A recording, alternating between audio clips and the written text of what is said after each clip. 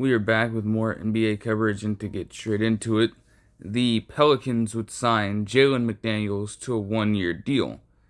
Let's just put it like this when talking about him. The older brother of Timberwolves small forward Jaden McDaniels has not hit his stride to start off his NBA career. There's almost no other way to put it with him.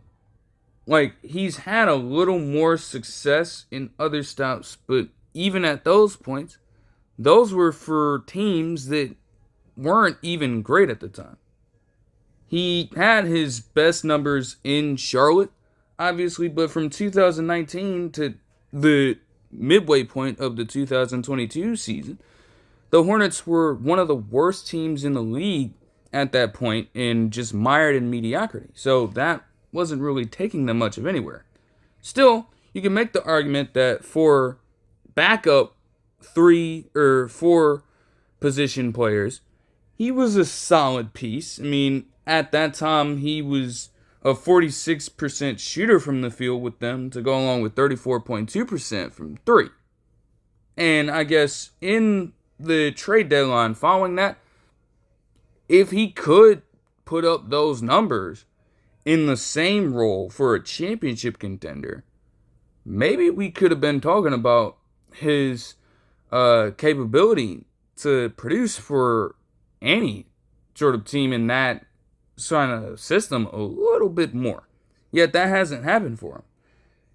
Like, he did spend a few games with the 76ers and honestly put up pretty solid averages of 6.7 points per game in around 18 minutes off the bench, along with 48% shooting from the field and 40% shooting from 3. Highly limited sample size. And I guess in ways for the years to come, that truly just worked against him. Because the last couple seasons have just seen, I guess, some form of regression for him. Like, take the 2023 season with Toronto.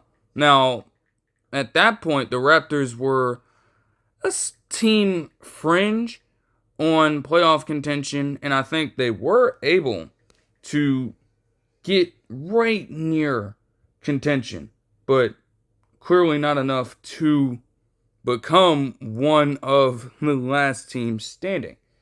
And yet, even in that situation, he played in 50 games that year and shot just 16.9% from 3 to go along with 34.4% shooting from the field and averaged 3.4 points per game in 10.8 minutes off the bench. So as much potential as he could have as a solid rotational piece at the same time, if you can't even break league average when it comes to shooting in limited minutes, and you're that bad to where you're serving as a negative every time you're on the court, there's no way the Raptors were going to keep him around for much longer after that. And the very next season would see them look to other options. Got so bad for Jalen McDaniels that he, for most of last season, did not even get called for a roster spot at all. It took the Wizards to at least give him a chance. Yeah, think about that. The worst team, one of the worst teams in basketball at the time, felt the need to just reach out to him, of all people, even though he hadn't played a game all season long. And even then, with the Wizards, he only lasted 4 games last season. Didn't put up a single stat outside of averaging just 0.3 assists and steals per game, and played in just an average of 1.8 minutes a game. So I don't know what to really say when it comes to Jalen McDaniels here. Now, it could be a solid move for the Pelicans if he can recapture that form, but we are talking about a person who couldn't even last a decent chunk of the season with by a team who, by most metrics, was the worst in the league last year.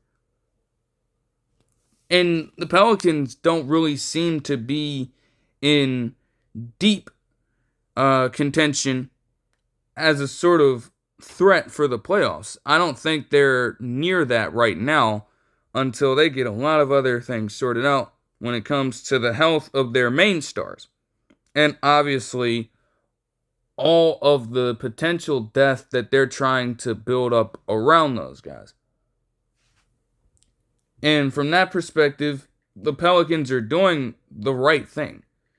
McDaniels still offers you a lot with a 6'9", 205-pound frame.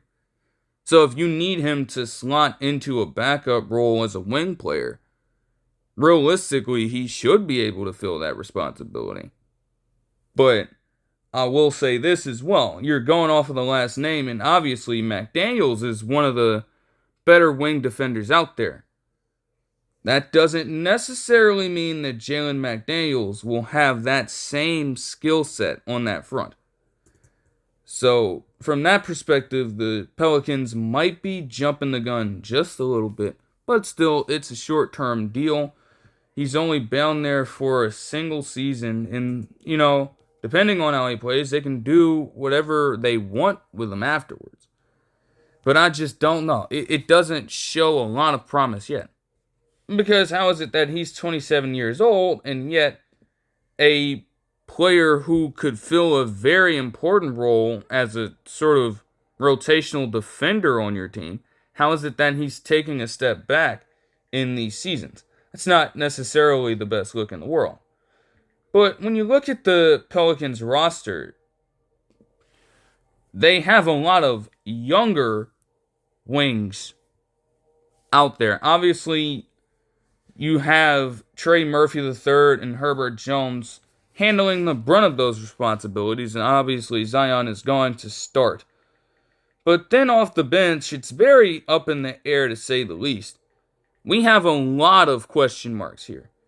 It's not just McDaniels. You look at this, they have Karlo Makovic off the bench, most likely. Derek Queen still is going to take some time to come back. He's probably going to fill the 4 or 5. And then you have Bryce McGowens that they signed this offseason. Brandon Boston Jr. was a player that they retained, and he can also play the wing. Jaden Springer is listed as a guard, and yet I've seen him log minutes at the small forward position too. Saddiq Bey is also another player that they have recently acquired. So it's going to be a little bit of an uphill climb for Jalen McDaniels. I think this is probably a move for the Pelicans, at least how I see it, for the sole purpose of having a little bit of a contingency plan in case other players get hurt here. Now, again, that doesn't mean it's going to lead to a successful implementation, because he just has not commanded that kind of respect yet, to be honest. Like, his better numbers were originally being put up on horrible basketball teams, to say the least. And then even in moving on to teams that were a little bit better but still not in playoff contention, yet his numbers dropped for some reason. That's not a good sign. And then with all of the other young candidates at other positions, like a Jordan Poole, like a Jeremiah Fears, that they're trying to give minutes, where exactly will Jalen McDaniels be able to find room in that rotation? I do not have a definitive answer to that question right now.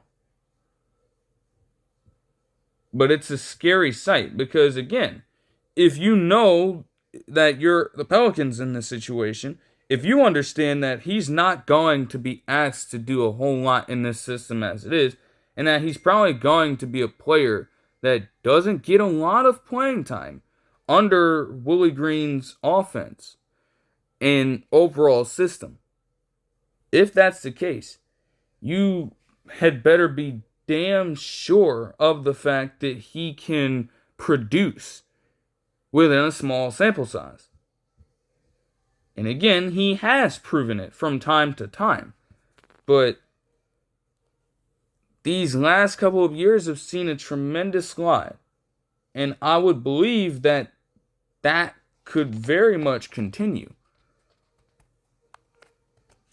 Because obviously, in logging less overall minutes, as a now 27-year-old in this league, and going on 28 eventually, within the middle point of this upcoming NBA season.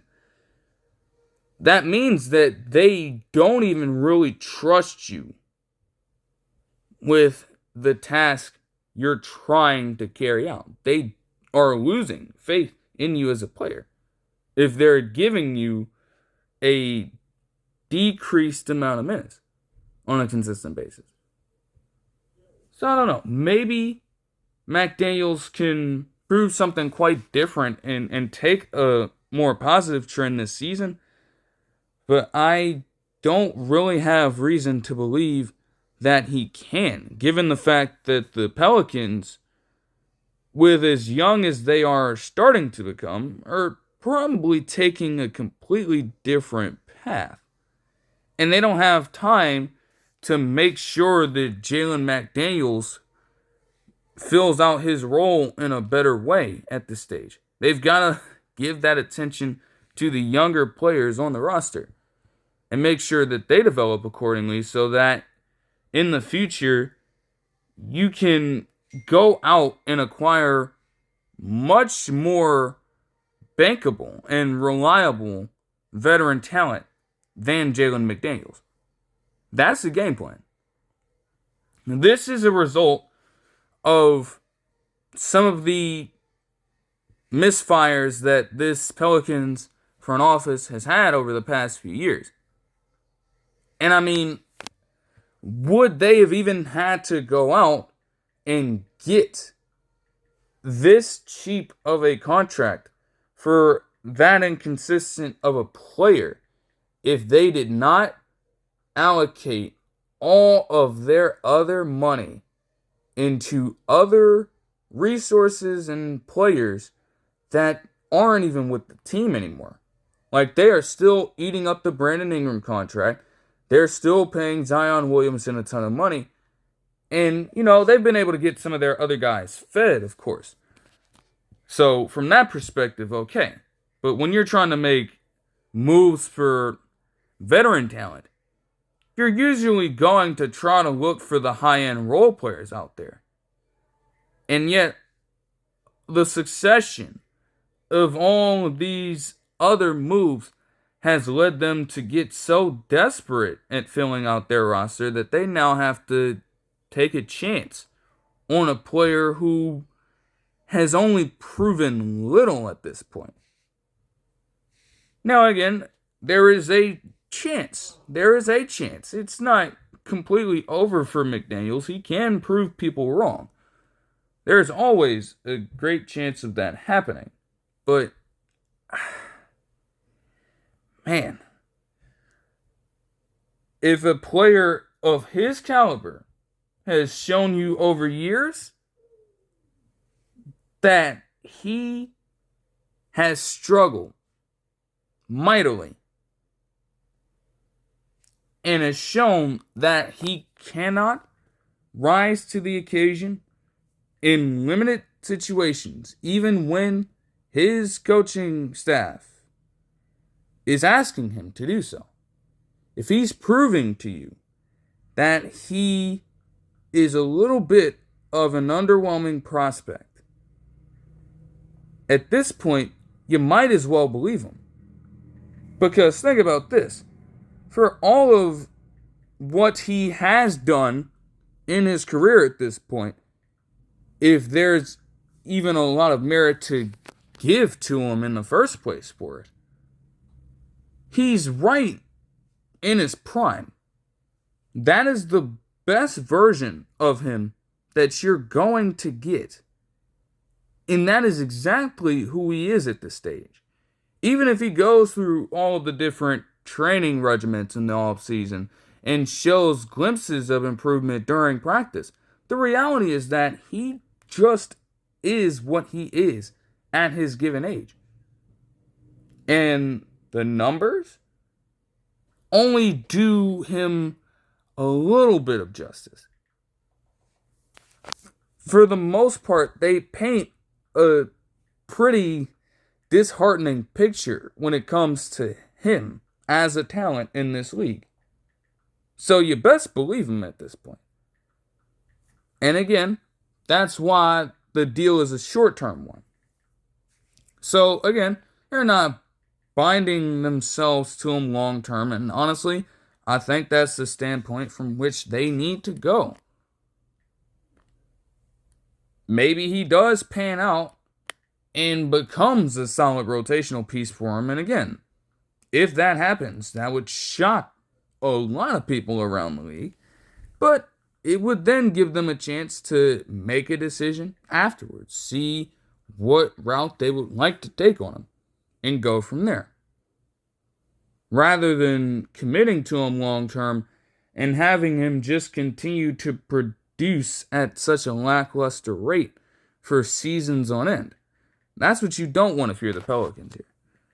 So, it could be a decent move, but I just don't know right now. Speaking of one of his former teams, the Raptors, they would sign, or rather appoint, Bobby Webster, one of their members of the front office, as the next head of basketball operations for that organization.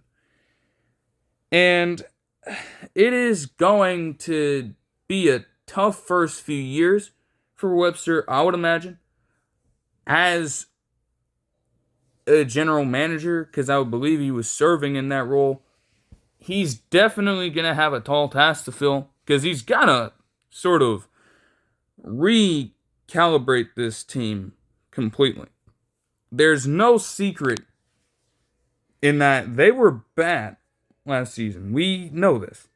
They suffered a lot of injuries, a good amount of player movement as well, and nothing really gelled together for them at all last year. Not to mention, with Masai Ujiri being out, you're now moving on from a person who, again, even though that last year was kind of a stain on his overall tenure with the team, the reality is that he built a winning culture around there.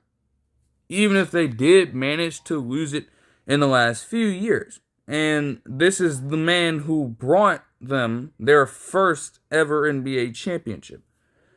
So there is a lot to take on there. And with the way the team is constructed now, also with the fact that they are planning to move on from some people. Nothing's happened with R.J. Barrett at this point, but the rumors surrounding him suggesting that he could be traded are still very much prevalent to this point of time. That is a huge piece. And if they can find the right trade partner and get back a decent amount of viable assets, that might be able to shake up the team just enough to at least send them in the right direction. Now, again, the East is weaker, so there is always a path to playoff contention for them, for sure. And it's not like they haven't done it before. But there is just a lot of work that will need to go into it. That R.J. Barrett contract being the first matter. In terms of other things as well, you just have to make sure that Brandon Ingram is also healthy. And figure out as well, what exactly do you want him to be on this team? Because I would imagine that you're going to have Scotty Barnes playing the 4 in this lineup and having Brandon Ingram play the 3 with Jakob Poeltl at center. There's almost another way that can work. And you have to figure out if certain things are going the wrong way when it comes to them, would a coaching change rather be considered in the situation? That is dependent on a few things. Most important thing is going to be how touches are distributed between both Scottie Barnes and Brandon Ingram. The thing about Scottie Barnes' game is that he's not always as reliant on having the basketball in his hands. He can do some of his best work on the basketball court without truly having to be a ball dominant player. I mean, he is a quintessential two-way guy. And he can guard all 5 positions on that front while being able to have a balanced offensive attack of spacing the floor and also doing his damage inside the paint. He is truly a well-rounded player at this point in his NBA career. But what the Raptors have been trying to do for the past few seasons, even without Darko Rajakovic being the head coach, they've been trying to make him the point forward in some cases. Granted, some of that pressure might have been taken off of him with the addition of Immanuel Quickley to their roster recently. But still, they would find, naturally, that there is an advantage in having a ball handler and a facilitator that stands at Scottie Barnes' height compared to where Immanuel Quickley is with his respective frame. Like, of course, you're gonna want to play that game naturally, even if analytics and other things might tell you one thing. You cannot teach the disparity in size and the advantage that would give to you in this current era of the league. But that also clashes. For as good as that could be, the results have been mixed to this point. And granted, that could be a reflection on how the roster was constructed around Scottie Barnes at this point. The chemistry between him and RJ Barrett certainly wasn't there, so you can understand why they're moving on from him. But then you bring in Brandon Ingram, whose sole ability, not sole ability, that's a stretch. We are talking about a person who is an all-star, but he is most lethal as a scorer and nothing else. And in order to get to his spots, he needs to have the ball in his hands to break down the defense and space up from pretty much anywhere in the mid-range. He'll get the occasional three-pointer every now and then, but he's gonna do a lot of his damage in the post, fading over the defense. And also facing up shots in the mid-range area. That's where his bread and butter is. Scottie Barnes, in some of these plays, is also naturally going to be operating in the post. So there may be some overlap. But if that starts to clash, if those styles begin to just mess with each other in the flow of the team completely, that could ruin them. And again, would Webster be able, in that moment, to make the right decision on a potential coaching change? I don't know them that much about the person. So it's really going to be a trial run. Raptors fans are going to have to give it some years. You're not just going to be able to restore this team to championship contention immediately with Webster at the helm. It's not going to happen. It is going to take years of meticulous decision making and, quite frankly, being able to recognize what is on the market when it comes to the talent behind the scenes of these basketball teams. And Webster, in serving this role, is going to have to again, he's not gonna make every shot he attempts from this standpoint. But at the very least, you have to show a balance of aggressiveness and also patience as that sort of figure of the basketball team right now. Because if it is going to work as effectively as it needs to, that sort of mindset needs to come from him and reflect throughout the team as a whole, in my estimation. It could be a solid move, and maybe sitting behind the scenes, learning from Ujiri, he has taken some things to heed, which would be very helpful.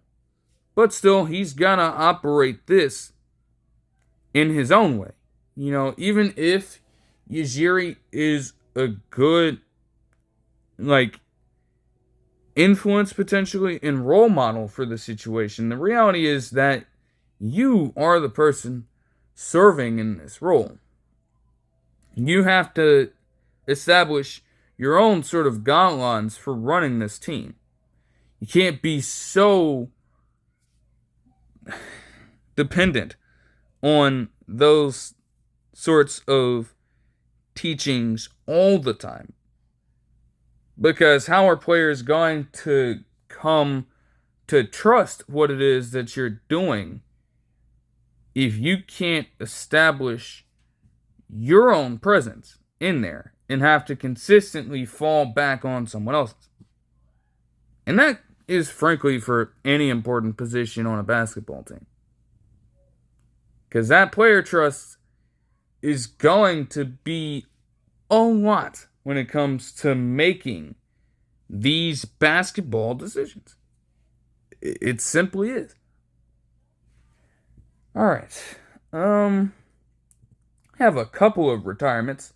Marco Belinelli, former small forward for the Spurs and a few other teams, including the 76ers and even the Warriors to start out his career, would actually retire from basketball after 13 years in the NBA. And I suppose he had also been spending several years overseas at this point. It does make sense. I mean, I don't know. When it comes to his career overseas in Italy, he's highly regarded as one of their most respected players. There's no question about it. But given that he is getting up there in age now, and with all that he has been able to accomplish overall in his career at this point, whether it be his 2014 championship run with the Spurs or multiple finishes in top 15 voting for Sixth Man of the Year and other accomplishments overseas, maybe he just felt as though it was a good point to just call it a career. And honestly, if that's the standpoint from which he was coming with it, I don't have a problem with that whatsoever. As for his time in the NBA, the numbers may not necessarily jump out at you, but given what he was asked to do, they're honestly pretty damn good. I mean, 9.7 points per game and 2.1 rebounds per game to go along with 42.4% shooting from the field and a scorching 37.6% shooting from the three-point line. Again, he came in a little bit before the overall three-point revolution, but he was certainly, throughout the entirety of his career, one of the more accurate sharpshooters the league had seen.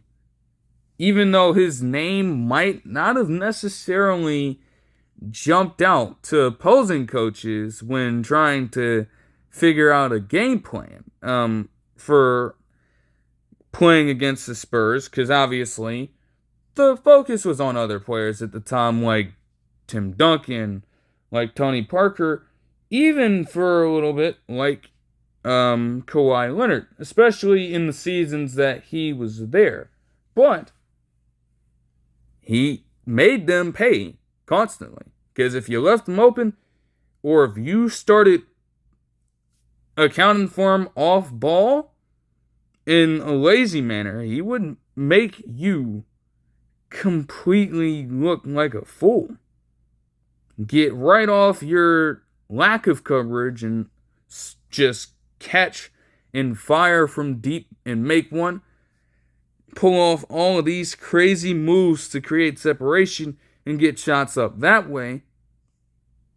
And also occasionally pull up for some.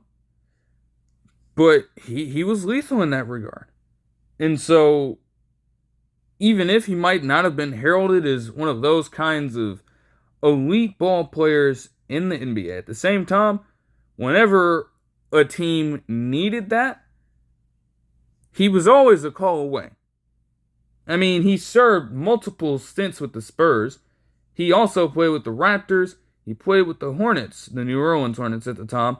Got a season in with the Bulls and got in a half season with the Hawks and the 76ers, respectively. Like, he was everywhere. And he did, even though his job was mostly to just space up from three, he did have multiple seasons where he averaged over at least 11 points per game. So, that's got to count for something. And at the end of the day, that is a pretty damn good career, to say the least.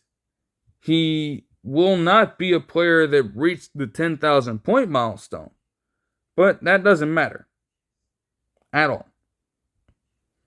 And Belinelli will certainly go down as a sort of legend in a good portion of his stops, even if he was considered by most to be a journeyman. So that is something you have to give him respect for. As for another retirement, though, and one that would certainly make the rounds a little more, is the official retirement announcement from none other than John Wall. Yes, that John Wall. As he would officially announce his retirement earlier in the week. And what I can say about it is that it felt like this was something that was coming. It had been a while since I covered John Wall, namely when he got signed to the Clippers. And at that point, again, by the time he came back into the NBA for that very short stint with the Clippers, and then also, I think there was a report that stated the Bucks actually picked him up, but he never even played a game with them. So he hadn't really been a player that had been considered for a while. And it is just interesting to look at it from that perspective, because when you really think about it, that is kind of what the theme of his overall career was. Like, he is a Wizards legend, first and foremost. I'm just going to get that out of the way right now. He is an undisputed franchise great in that organization. I do not care what anyone else has to say. And yes, I understand that even in some of his best seasons, the Wizards weren't in playoff contention like that, and they weren't even close, really, to getting an NBA championship. I understand. I understand that most of their seasons down there were essentially what they have been now for the past few years, with the team just stuck in eternal mediocrity. I get that, 100%. But we're talking about a man who was a 5-time All-Star, an all-rookie team member, an all-defensive team member in 2014, and also in 2016 made the All-NBA third team. Like, there was an argument, legitimately, for a few years in his NBA career, namely that 2014 season to at least 2017-18, where he was one of the best point guards in the league. Simply put, The numbers don't lie. He had 3 straight seasons, averaging at least 17 points per game and 10 assists per game. And he wasn't necessarily getting them by spacing the floor, even though he did have that one season, also in 2017, averaging a little over 37% shooting from the three. He was not a three-point shooter, but he was a slashing menace.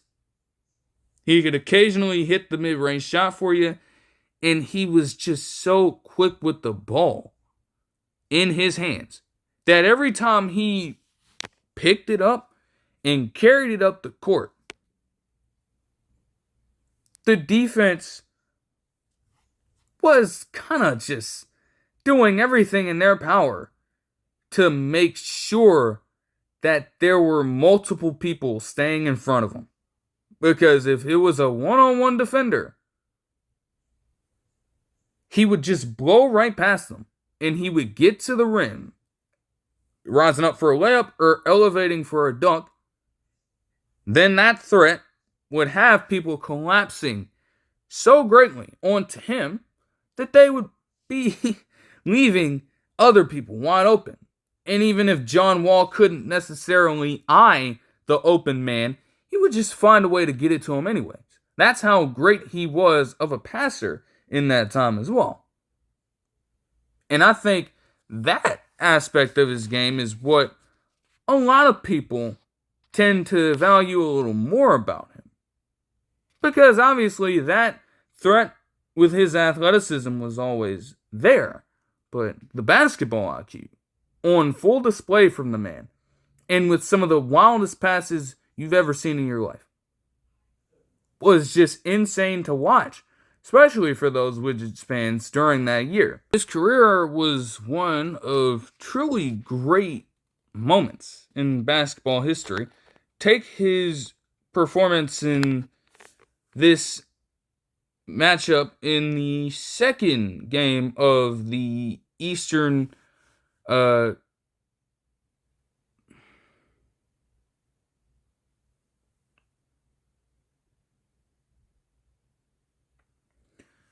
his career produced some truly great moments in basketball history. Take, for instance, his Game 2 performance against the Celtics in the 2017 quarterfinal series in the Eastern Conference against the Celtics. A 40-point, 13-assist outing in a game that saw them go to overtime and lose. Though he still played pretty damn well. 50% shooting from the field and 30% shooting from deep. Just a truly ground-out ball game as well. And that Celtics series was one that took them to the brink. Showed the true heart that a Wall-led Washington team could have. Because in Game 6, he essentially saved their season with a game winner to cap off a performance that saw him put up 26 points and 8 assists on the night. Though they would still lose in 7 at that point. Or also, his game dedicated to one of his fans that he made a truly close connection with in 2014, in a game that saw him put up 26 points, 7 rebounds, and 17 assists in December of 2014. As a moment that truly stands out in pretty much his life and also the family of whom the game was dedicated to at that point. Just exceptional work. And not to mention, this game was also played against the Celtics in a double overtime thriller. So you mean to tell me you're going to work for 44 minutes and 11 seconds, putting that masterclass on the floor, and you're dedicating all of that to a young girl who, at that point, according to this article, was dealing with lymphoma. And that story has made all the rounds around basketball circles to this point. And again, when you have basketball like that intersecting with life, and having a player dedicate that kind of performance to an individual in that situation just displays a pretty special connection there. Those are moments that people will never be able to forget. And even that was just kind of shrouded in tragedy, given what he dedicated that game to. And that kind of plays into the other component. There was always something, whether unknown or completely obvious, that affected his career. There was always something. Obviously, most people will look at the injuries, and of course, it is hard not to. I mean, quite frankly. Because after that 2016 season, he barely was able to make appearances for at least a half of a season afterwards. Barely. He played in just 32 games in 2018. He missed entire seasons in 2019 and 2021. And then when he did play in those other seasons, he played in just 40 in 2020 on a Rockets team that was, by his own account, just dog shit, as he would later say in a podcast. And I can't blame him for that. They were horrible. The fit was just not good. Like, his numbers were modest, but he just wasn't the same at that point. And then you had other point guards, like Kevin Porter Jr., for instance, sort of taking up touches at that point. And it just made for such a weird fit, essentially a non-existent one. Then in 2022, he played in just 34 games. It's like they completely took all of his athleticism away. And his body at that point was just continuing to break down further and further and further. Physically, he just lost multiple steps at that time. And it's definitely something that, he tried to control. It's not even like he was in bad shape or anything. He was in pretty good shape during this time.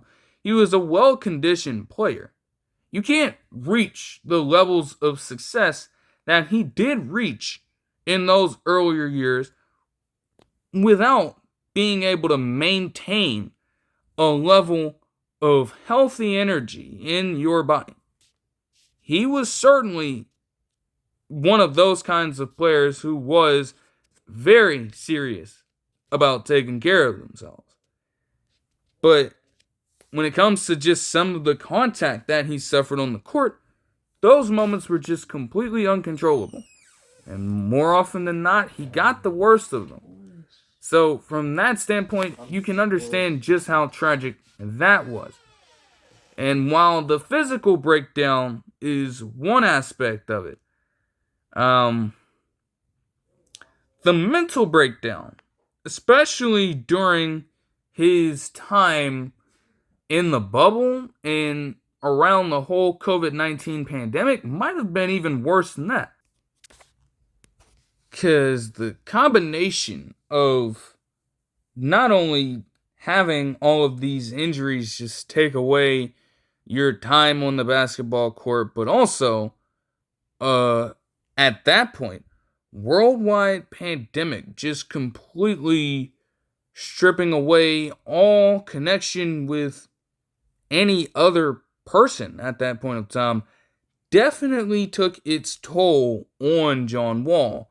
And it's well documented in the way that he has spoken about it over the past few years. Whether it be through his article in the Players Tribune or other appearances in different interviews, he has mentioned at multiple points that during that stretch of time and in the,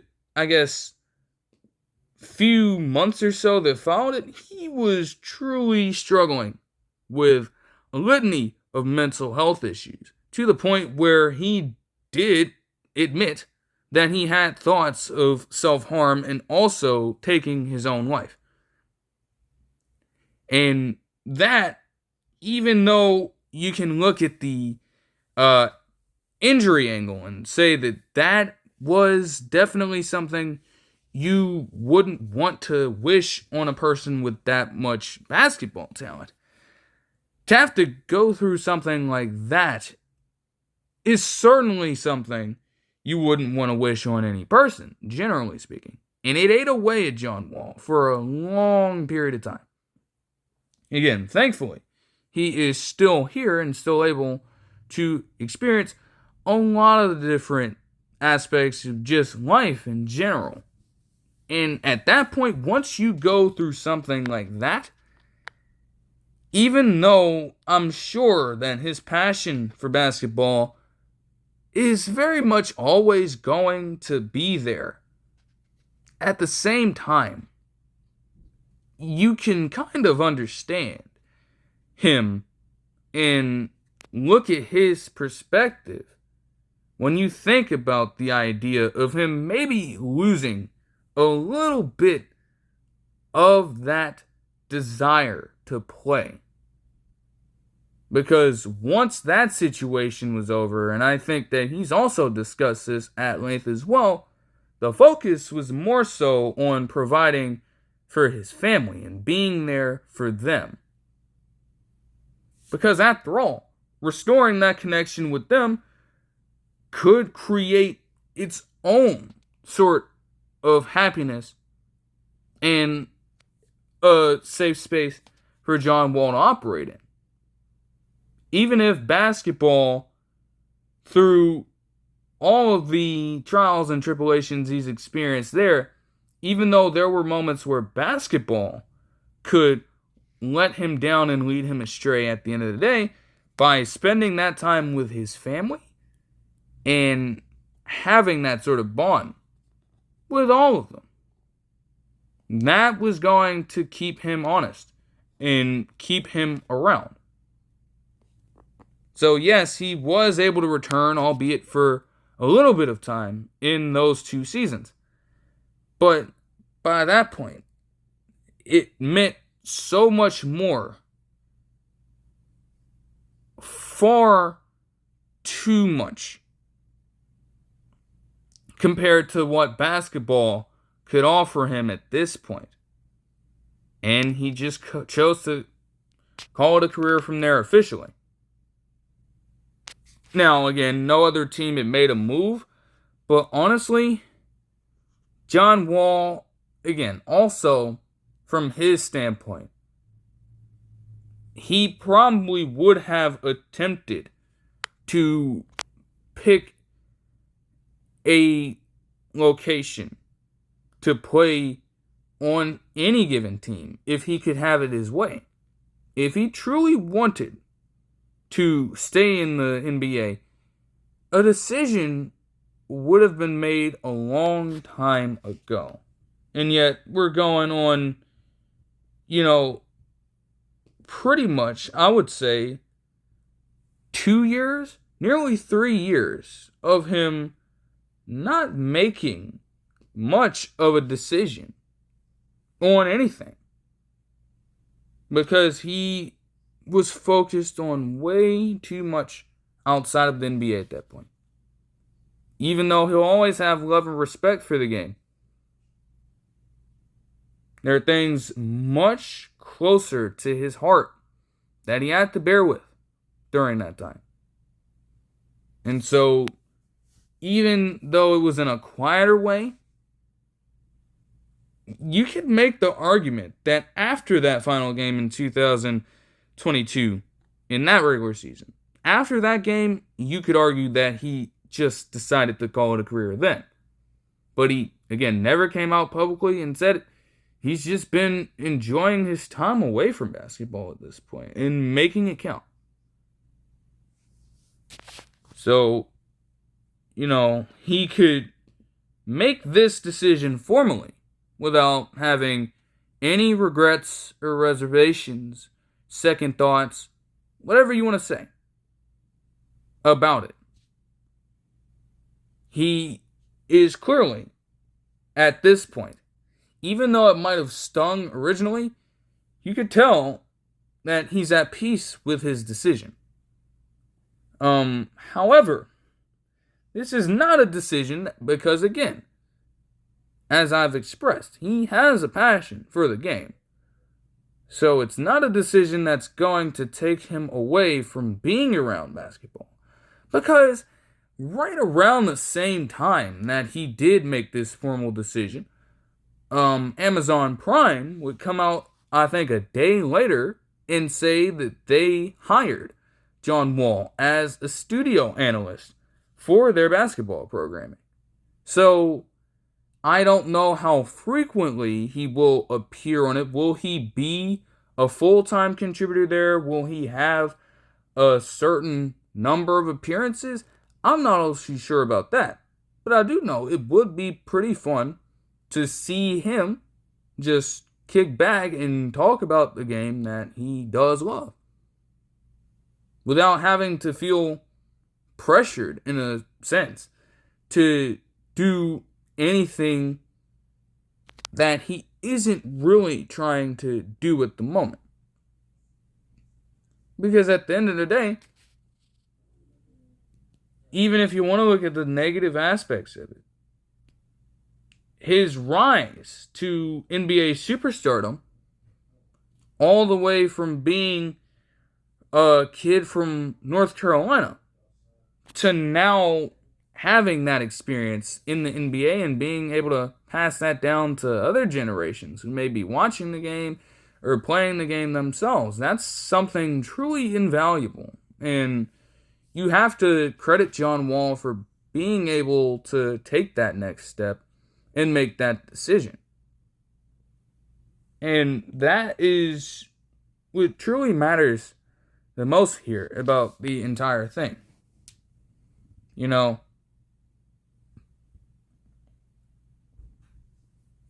it's certainly going to be interesting to watch, to say the least. The Jazz would sign Oscar Tshiebwe to a 1-year, 2-way contract. He'd been getting bounced around for a little bit. He's an interesting prospect because obviously he was dominating in Kentucky, but his problem is that he is a bit smaller for your traditional center, and yet his main skill is to bang in the paint. He is not, by any stretch of the imagination, a three-point shooter.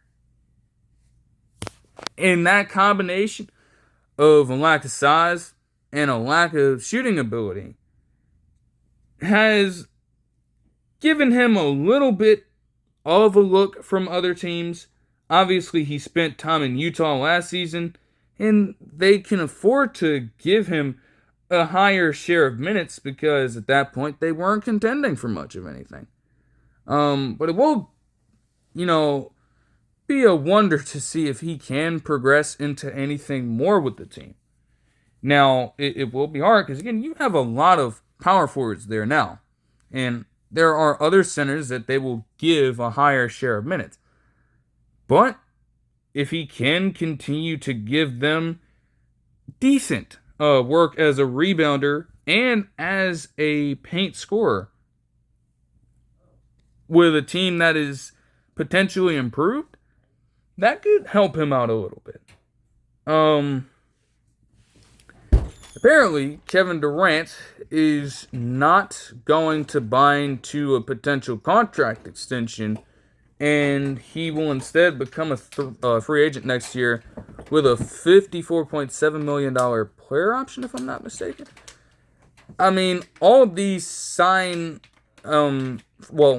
free agency signings and extensions have become a little commonplace. You'll typically see a superstar from another team get signed via a trade and then also kind of lock themselves in with the team for a bit more time.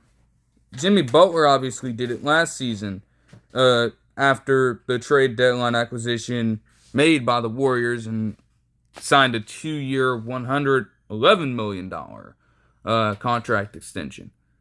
It was believed that Kevin Durant was going to fill that same route. And I guess something at some point fell through. This could have to do with money, at least maybe asking for more on Kevin Durant's end, and it's probably the Rockets trying to preserve some of their young core, because honestly, with some of the other contracts that they have given out this all season, namely for Jabari Smith Jr., and then obviously with some of the ones in the future, like Amen Thompson, for example, would it really be in their best interest to bind themselves to an extension for Kevin Durant that costs that much money and prevents them from being able to keep their young core together? They may not feel that it is worth it. And so, since they can't agree, I guess this is the result of that. Now, that could change with time, but that is the most up-to-date status on that right now. And the Pacers would sign Rick Carlisle to a contract extension. This makes sense. You know, when it comes to him specifically coaching the Pacers, it hadn't always been there. I have outlined in a previous video covering Pacers basketball that he had a previous stint with the Pacers in which he wasn't all that successful. There's no doubt about that whatsoever. And even his early start in his second stint wasn't all the best, but there's a clear reason why he's become much more valuable in that organization over time. Because I'm going to be honest, if they felt that Rick Carlisle wasn't their guy, they probably would have gotten rid of him after those first 2 seasons in his second stint. They were underwhelming. Yet, he's done nothing but turn it around and make this team, even though you can argue that they've been underrated just by how they have been covered over the past couple seasons. And I am going to die on that hill. They have been an underrated basketball team.